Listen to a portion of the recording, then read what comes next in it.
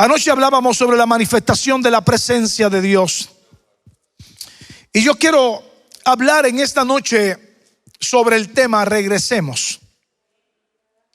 Usted se va a dar cuenta de que yo voy a hablar ya mismo. Dígale que tiene al lado, regresemos. En el Señor todo es diferente. ¿Está conmigo?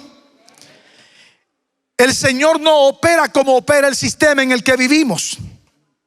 Por eso la iglesia tiene que entender que ser iglesia implica ir en contra de la corriente del sistema en el que estamos. Es interesante porque en el Señor, para subir primero hay que bajar. En el Señor, para tener primero hay que dar. En el Señor, para avanzar primero hay que regresar. ¿Regresar a qué? Regresar al fundamento. ¿Regresar a qué? Regresar a lo esencial. ¿Regresar a qué? Regresar a aquello que es lo que va a demarcar el camino a seguir.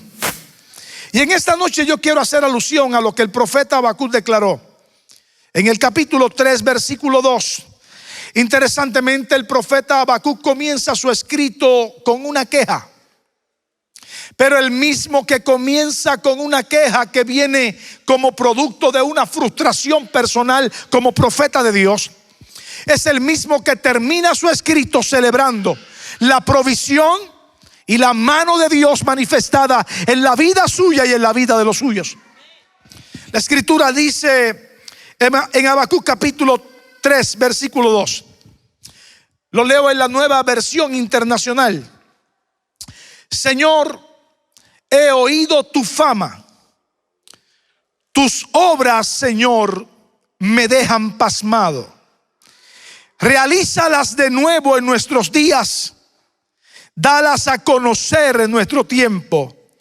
Y en tu ira ten presente tu misericordia. La versión que todos ustedes o la mayoría tiene lo dice de esta forma, Reina Valera del 60. Oh Jehová, he oído tu palabra y temí. Oh Jehová, aviva tu obra en medio de los tiempos. En medio de los tiempos, hazla conocer.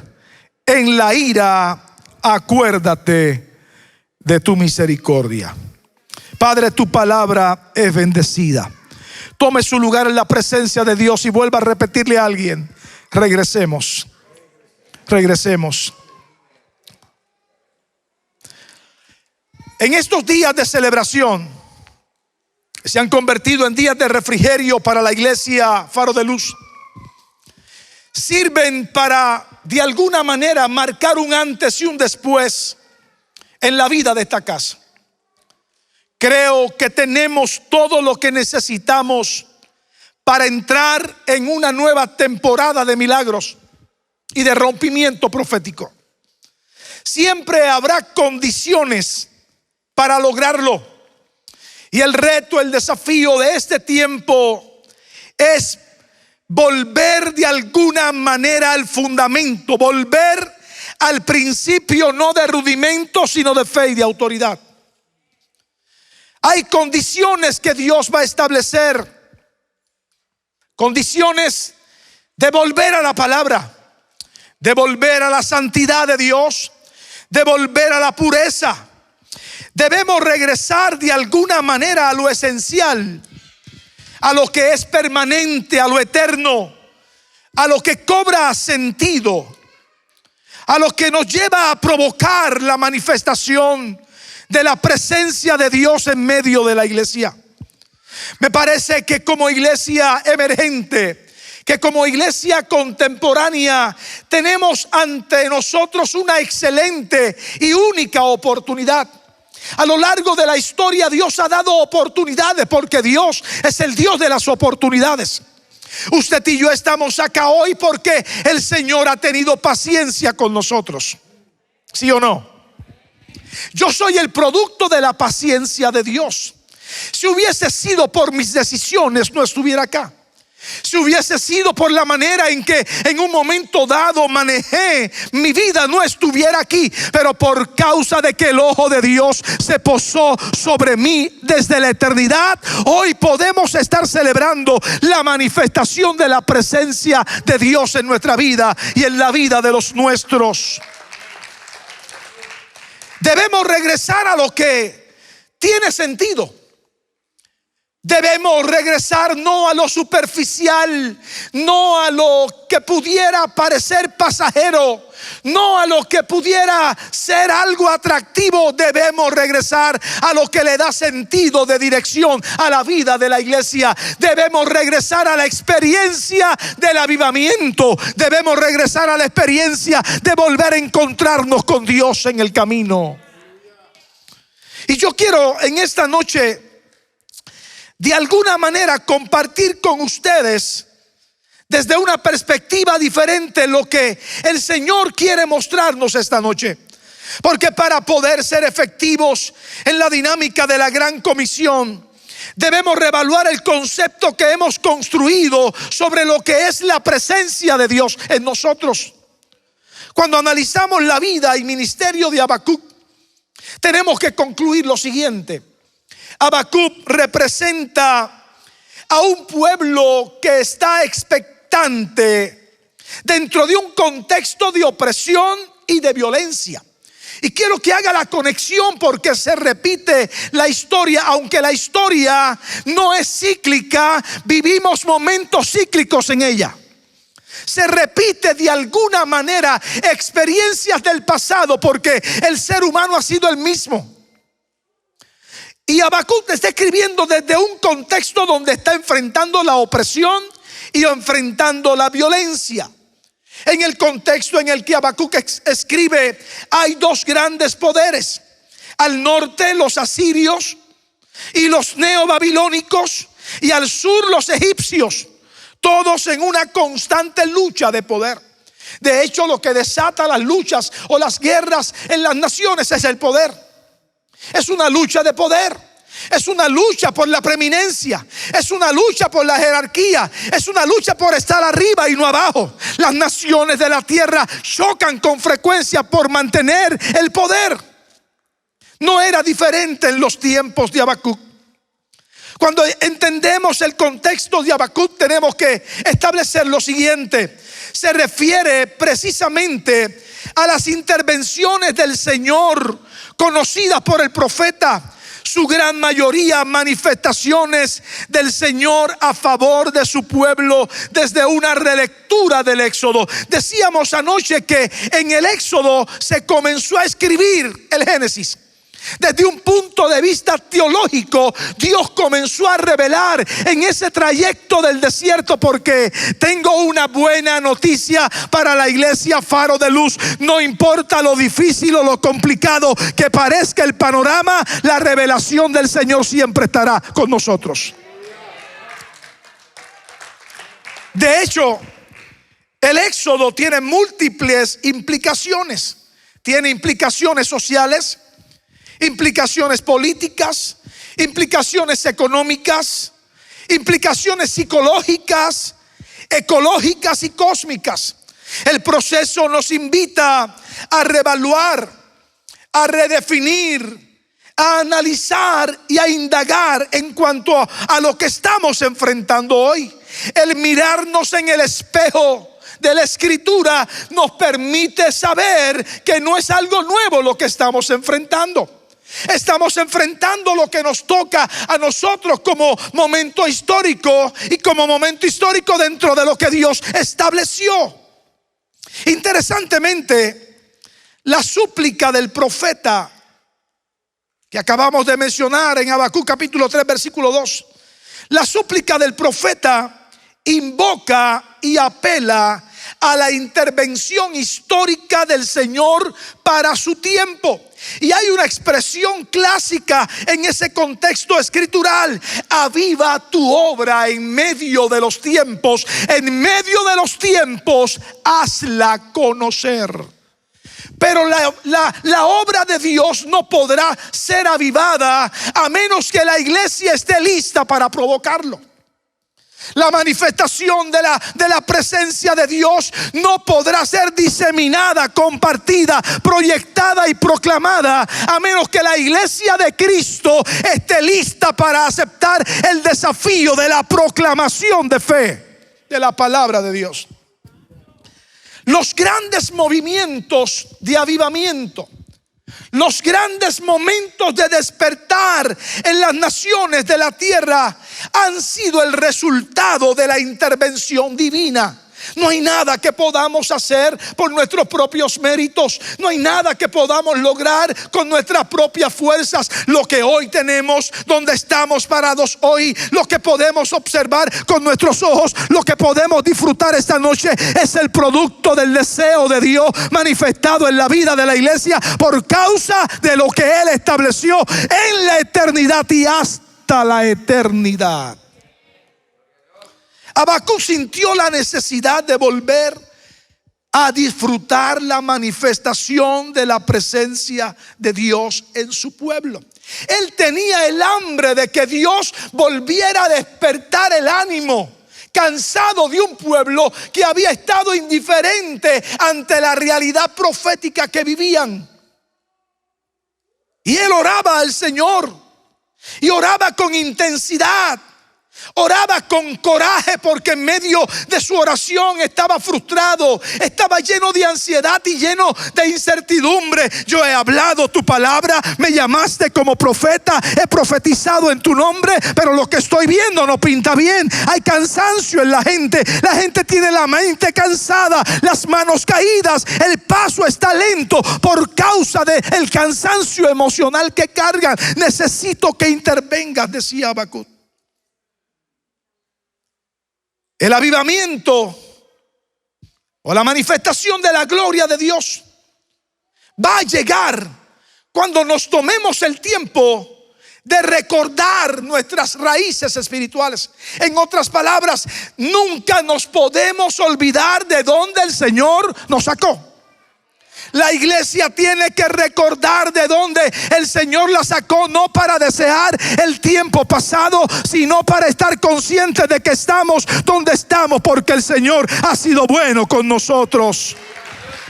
Hemos alcanzado lo que hemos alcanzado porque el Señor ha sido bueno con nosotros. El avivamiento, la manifestación de la gloria de Dios viene cuando el pueblo se humilla delante de Dios. Yo creo que por años, y hablo en términos generales, la iglesia de Cristo en el planeta ha desperdiciado grandes oportunidades por causa de la indiferencia, por causa de intereses propios y personales, por causa de momentos de emoción. Hemos pasado por alto experiencias que son las que Dios diseñó para edificar nuestro espíritu y llevarnos a nuevas dimensiones de fe y de autoridad. Por alguna razón hemos entrado en guerras estériles en ocasiones, pero hoy estamos listos para regresar al fundamento. Hemos estado envueltos en el materialismo, pero hoy estamos listos para regresar. Hemos cometido muchos errores, pero hoy estamos listos para regresar. Hemos perdido mucho tiempo, pero estamos listos para regresar. Hemos estado distraídos, pero hoy estamos listos para regresar. Hemos estado indiferentes ante lo que Dios ha planteado, pero hoy como iglesia de Cristo, en medio de esta celebración, estamos listos para retomar nuestra posición, para tomar nuestras armas y declarar que nada ni nadie podrá detenernos. Este es nuestro tiempo, este es nuestro momento, esta es nuestra temporada, y las puertas del infierno no podrán prevalecer contra la iglesia de Cristo. Aleluya. Ahora es importante establecer lo siguiente: establecer prioridades correctas es lo que determina nuestro éxito o nuestro fracaso. Ciertamente hay cosas importantes, pero hay cosas esenciales. Ciertamente hay cosas que tenemos que hacer, pero como gente madura de Dios necesitamos sentarnos a planificar y a establecer prioridades prioridades, porque por causa de las prioridades establecidas veremos la manifestación de la gloria de Dios en nosotros. Por eso es que cuando la iglesia ora, la iglesia no puede pasar por alto la voluntad del Señor. Cada oración será efectiva en la medida en que apelemos en ella a la voluntad de Dios. En ocasiones conocemos la voluntad de Dios, en ocasiones no sabemos la voluntad de Dios, pero en una y en otra Dios abre la oportunidad para que vayamos a su presencia, y en su presencia Él nos revelará la voluntad perfecta y absoluta de Él. Ciertamente caminar en la voluntad de Dios suena bonito decirlo, pero suena complicado, pero es complicado practicarlo. Porque caminar en la voluntad de Dios implicará en momentos dados tener que renunciar a mi propio criterio, a mi propia forma de pensar, a mi propio deseo humano. Caminar en la voluntad de Dios representará entregar lo que tengo para recibir lo que Él me quiere entregar. Eso suena interesante, pero no es fácil.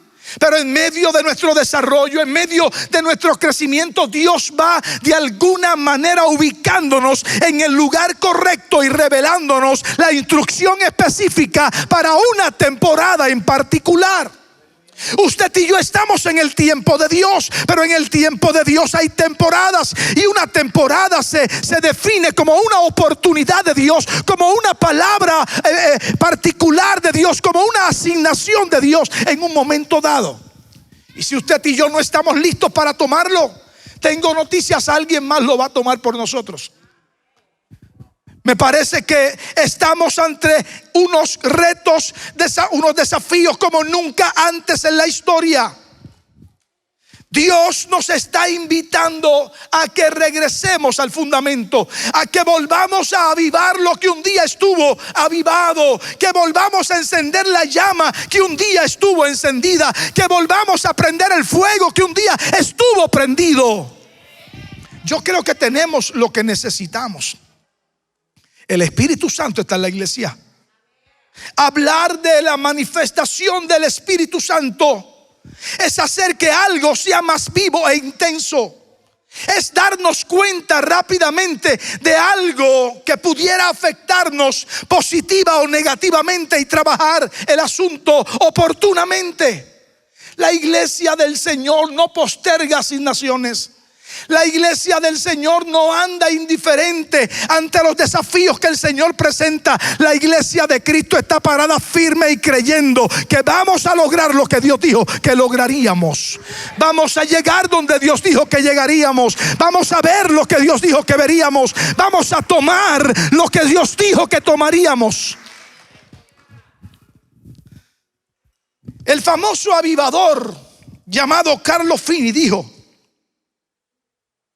que un avivamiento, o que la manifestación de la presencia de Dios, viene como un resurgimiento a la obediencia de la palabra de Dios. ¿Está conmigo? Yo decía anoche que obedecer a Dios trae grandes desafíos, pero también obedecer a Dios trae grandes satisfacciones. Obedecer a Dios paga bien. Obedecer a Dios nos abre puertas. Obedecer a Dios nos cierra puertas. Y escúcheme bien, porque cuando hablamos de puertas cerradas, mucha gente le da una connotación negativa, pero no la tiene. El Dios de la iglesia, que sabe lo que me conviene, abrirá puertas en el momento que Él entienda que debe abrirlas, pero cerrará puertas en el momento en que Él entiende que debe cerrarla. Una puerta abierta y una puerta cerrada es la voluntad de Dios para mí en el momento en que Él establece. No es el diablo el que cierra puertas. Es Dios al que servimos, el que las cierra en momentos dados. Pero Dios sabe lo que me conviene. Dios sabe dónde quiere llevarme. Dios sabe lo que yo voy a atravesar en el camino, y en el camino Él va a hacer provisión para que yo pueda ver su gloria. Cuando yo hablo de la manifestación de la gloria de Dios, del avivamiento y de regresar a la experiencia, estoy hablando de una acción de dar nueva fuerza, vigor, animar Atizar el fuego, dar viveza, es estar locamente enamorado de Jesús. Necesitamos volver a enamorarnos de Jesús.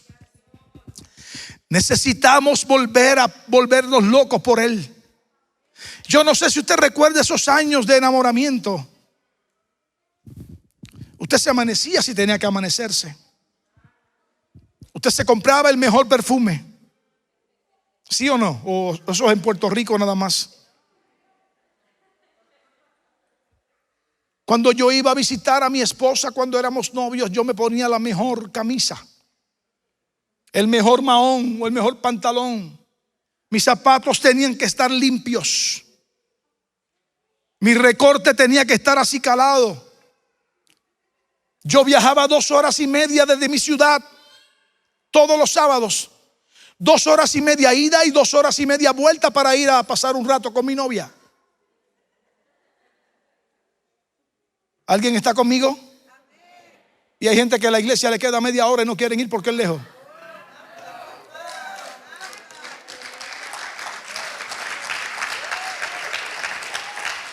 By the way, cuando yo me criaba habían 5 días a la semana de culto. Y yo no tenía opción porque yo era el hijo del pastor. Ahora son 2 y la gente no viene. La gente está muy acomodada en este tiempo. Cuando yo me acercaba a casa de mi novia, a unos 5 minutos había un negocio. Y después de 2 horas y media de viaje yo me detenía en el negocio. Entraba, me tomaba un refresco, me refrescaba, respiraba profundo. Hacía mis ejercicios de respiración. Me compraba una cajita de chicles Adams. Ya esos chicles no vienen. Yo tenía en aquel entonces, usaba Brazers. Entonces yo llegaba a ese colmado a media milla de casa de mi novia, y entraba al baño e iba al espejo y me chequeaba los ojos, que no hubiera nada indeseable en ellos. Chequeaba mi nariz, chequeaba mis dientes, me miraba, porque yo estaba llegando a la casa de la chica de la que estaba enamorado. Y cuando yo llegaba a la casa, que ella escuchaba mi carro subir, ella corría de igual manera a su cuarto.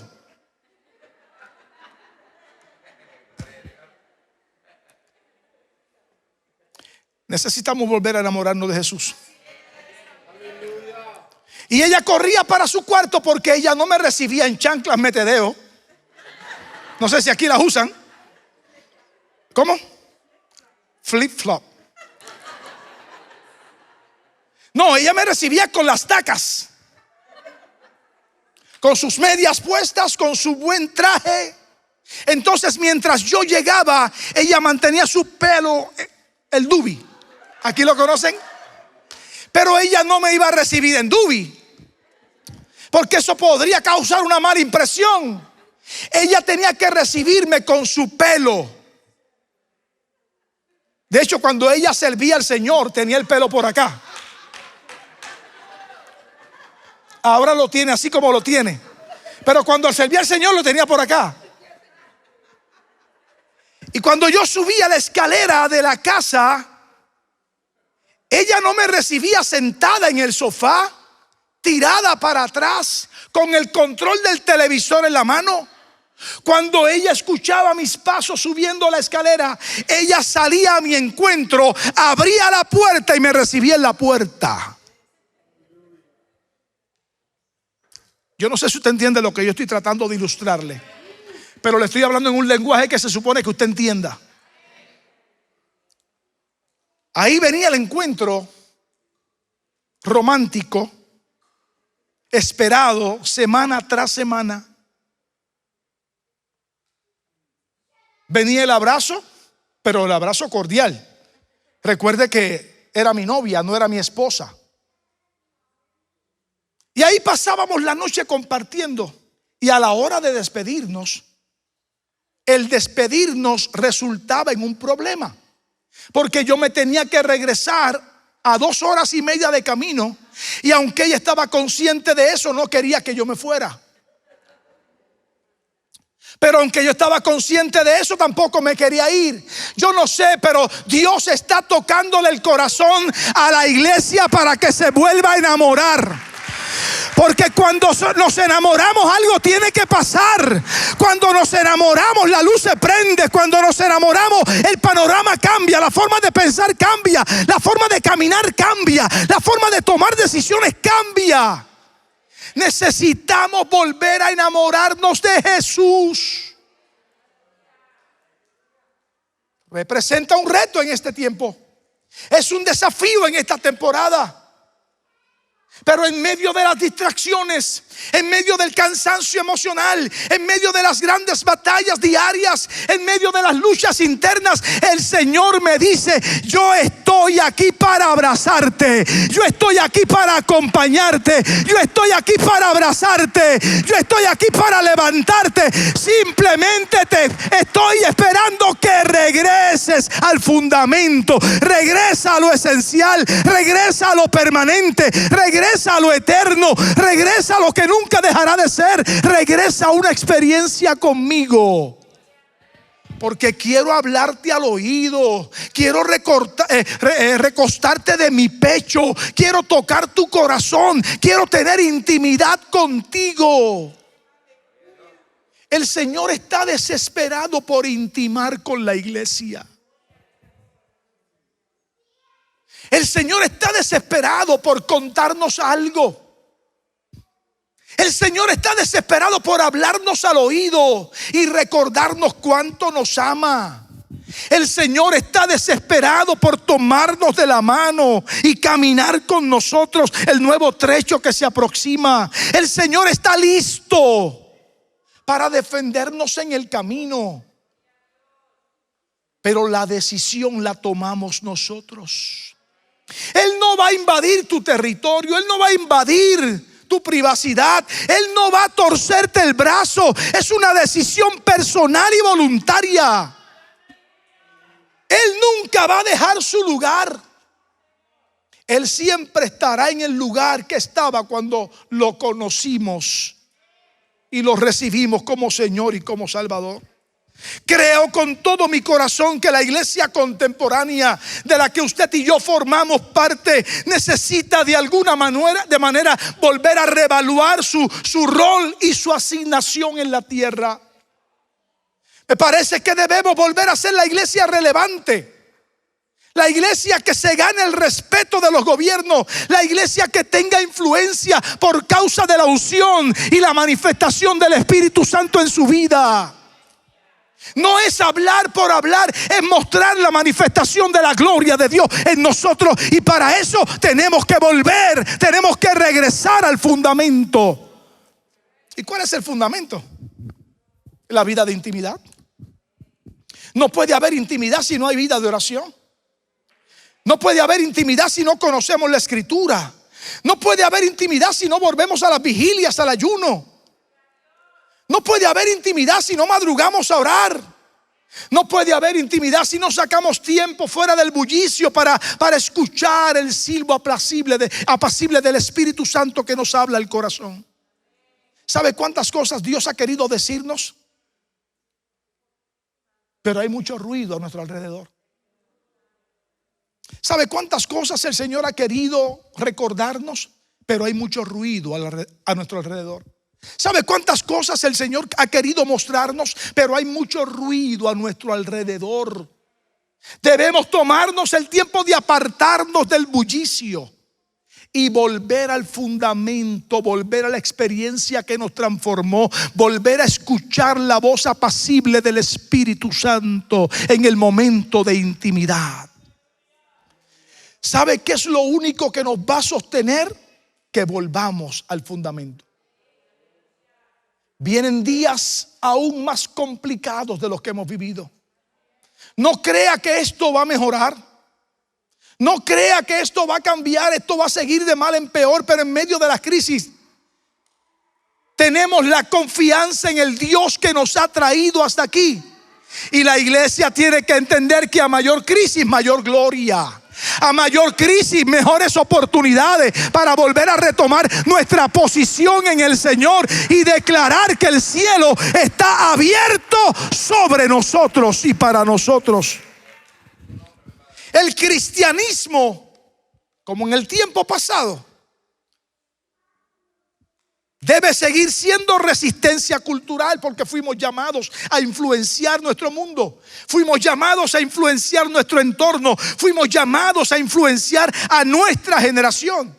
Pero para eso necesitamos regresar al fundamento. Lo que viene para Faro de Luz a partir de esta temporada son mayores desafíos, son mayores retos, son mayores proyectos, son mayores asignaciones, y lo único que va a ayudar al cumplimiento de lo que Dios ha hablado a esta casa es que esta casa se mantenga firme en lo que ha creído. El viento va a seguir soplando, la marea se va a volver a enfurecer, la tierra va a volver a temblar. Pero en medio de cualquier circunstancia, el Dios que nos ha traído hasta aquí es el Dios que nos va a acompañar. Esto representa un antes y un después. Y en medio de ese proyecto, en medio de ese trayecto, Dios se va a empeñar en revelar la voluntad perfecta para que podamos caminar al derrotero de la gloria de Dios como nunca antes. Yo creo que hoy la iglesia de Cristo está frente a una gran oportunidad. Necesitamos trabajar unidos para limpiar las escamas de los ojos de una generación que ha sido deslumbrada por todo lo que ve. Pero aunque el mundo esté siendo deslumbrado por lo que ve, la iglesia está siendo confrontada por lo que es. El mundo va a seguir siendo deslumbrado por lo que ve, pero la iglesia tiene que seguir siendo transformada por lo que es. Usted y yo cargamos la gloria de Dios en la tierra. Usted y yo somos los representantes de Jesús en la tierra. Usted y yo somos el espejo donde la gente se tendrá que mirar para reconocer que el Dios de la iglesia es el Dios verdadero. Necesitamos de alguna manera trabajar por el debilitamiento de la mentira de que se puede disfrutar la vida sin darle lugar a Dios. No, no se puede disfrutar la vida si Dios no está en nuestra vida. Necesitamos plantearnos y planear hechos objetivos de transformación hacia nuestros sistemas de vida. Necesitamos un genuino avivamiento del corazón y de la razón.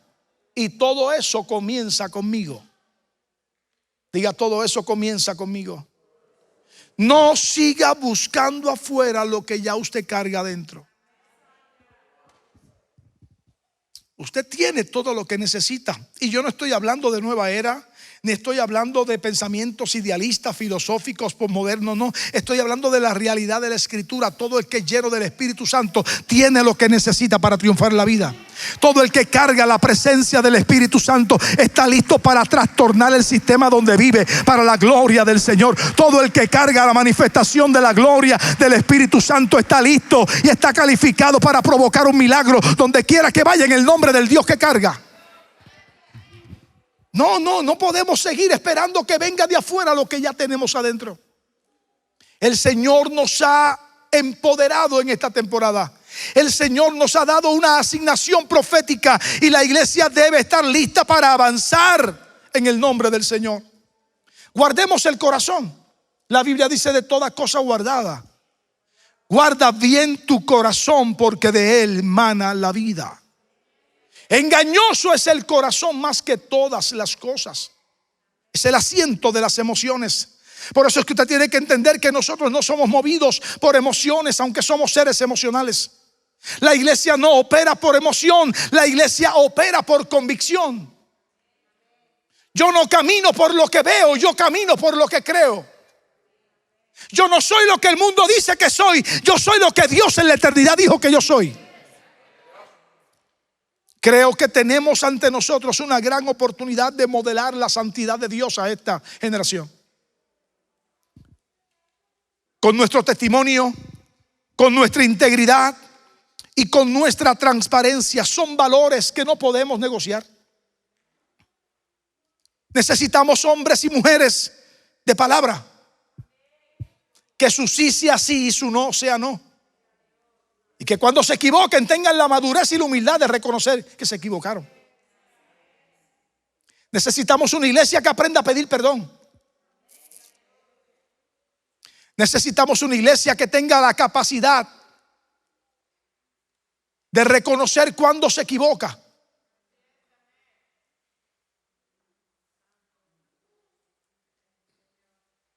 Necesitamos regresar. Estamos envueltos en mucho ruido, pero no podemos negociar lo esencial. Lo esencial es el corazón, es la integridad, es el carácter, es la transparencia, es ser el mismo en el altar y ser el mismo en el cuarto donde nadie nos ve.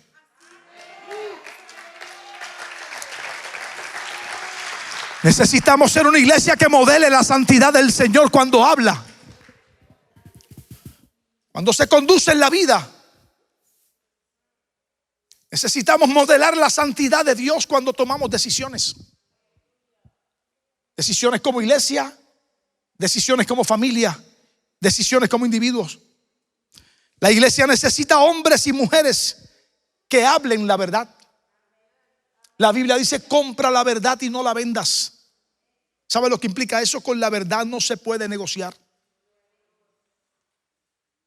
Necesitamos hombres y mujeres que sean firmes en lo que creen, que no anden en la vida con ambivalencias, que no vivan en la vida movidos por cualquier emoción pasajera. Hoy sí, mañana no. Hay gente que se levantan una mañana comiéndose el mundo y al otro día están frustrados, llorando su miseria. Necesitamos una iglesia firme, una iglesia valerosa, una iglesia con autoridad, una iglesia que sepa que el futuro está en regresar. Contrario a lo que muchos piensan, que el futuro está en seguir corriendo. No, el futuro de la iglesia está en regresar al fundamento, regresar a la santidad, regresar a la verdad de la palabra, regresar a provocar la manifestación de la presencia de Dios en nuestra vida y en la vida de nuestra familia. Como nunca antes necesitamos reevaluar nuestras actitudes. Como nunca antes necesitamos pararnos en el camino y decidir regresar. Porque no es el mucho ruido que hagamos, no son las muchas lenguas que hablemos. Hay gente que habla más lengua que todos los corintios juntos.